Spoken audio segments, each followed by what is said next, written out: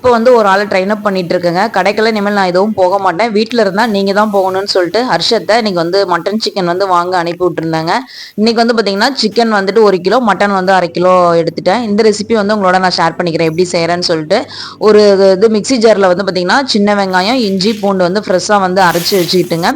இந்த சிக்கன் வந்து பார்த்தீங்கன்னா இது மாதிரி செய்யும்போது அந்த பிராய்லர் சிக்கனுங்கிறதுனால அந்த கவுச்சி ஸ்மெல் வந்து எதுவுமே இருக்காது. ஒரு பேன் வச்சுட்டு எண்ணெய், கடுகு, கருவேப்பிலை, சிக்கன், அந்த அரைச்சி வச்சு இஞ்சி பூண்டு பேஸ்ட் ஒரு 2 டேபிள் ஸ்பூனு, கொஞ்சமாக மஞ்சத்தூள் போட்டுட்டுங்க நல்லா வந்து இது மாதிரி பெரட்டி விட்டுறணும். அந்த உப்புல வந்து நல்லா அந்த கறி உருண்டு வந்ததுக்கப்புறம் இது மாதிரி வந்து பார்த்தீங்கன்னா சிக்கனில் வந்து தண்ணி வருங்க. இது வந்து தனியாக நம்ம வந்து எடுத்து வச்சுக்கிட்டு அதே பேனில் வந்துட்டு எண்ணெய், கடுகு, கருவேப்பிலை, வெங்காயம் வந்து ஆட் பண்ணிக்கணும். வெங்காயமும் கொஞ்சம் வந்து வரமிளகாய் ஆட் பண்ணிட்டுங்க நல்லா வந்துட்டு பெரட்டி விட்டுட்டு நம்ம அரைச்சி வச்ச பேஸ்ட், இது வந்து கொஞ்சம் திக்னஸ் கிரேவிக்காக சின்ன வெங்காயமும் இஞ்சி பூண்டு பேஸ்ட் வந்து அரைச்சி இது கூட ஆட் பண்ணிவிட்டு டேஸ்ட்டுக்கு ஒரு தக்காளி வந்து ஆட் பண்ணிட்டேங்க.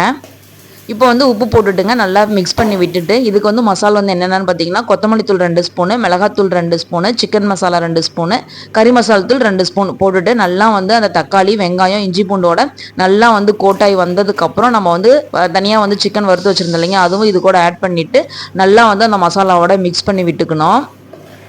நல்லா மிக்ஸ் பண்ணி விட்டு நல்லா வந்து அந்த சிக்கனில் அந்த மசாலாலாம் இறங்கினதுக்கப்புறம் சிக்கன் வேகிறதுக்காக கொஞ்சமாக வந்து மிக்ஸி அலசின ஜாரில் தண்ணி இருக்கும் இல்லைங்க, அதை வந்து ஆட் பண்ணிவிட்டு கொதிச்சதுக்கப்புறம் இந்த மாதிரி எண்ணெய் பிரிஞ்சு வந்தால் டேஸ்ட் வந்து சூப்பராக இருக்கும். இதுக்கு வந்து மிளகு ரசம் வச்சோம்னா அவ்வளோ டேஸ்ட்டாக இருந்தது. கண்டிப்பாக இதே மாதிரி ஒரு டைம் நீங்கள் வந்து ட்ரை பண்ணி பாருங்கள்.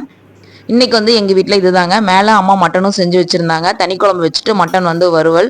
எப்பயுமே இந்த மட்டன் செஞ்சால் அந்த கடாயில் வந்து யாரெல்லாம் போட்டு சாப்பிட்ருக்கீங்கன்னு சொல்லுங்கள். எனக்கு வந்துட்டு இதில் சாதமோ இல்லை இட்லியோ வந்து சாப்பிட்டா நல்லாயிருக்கும். அம்மா வந்து 2 இட்லி இருந்ததுன்னு சொல்லிட்டு நம்ம சேனல் பிடிச்சிருந்துன்னா சப்ஸ்கிரைப் பண்ணிட்டு பாருங்கள்.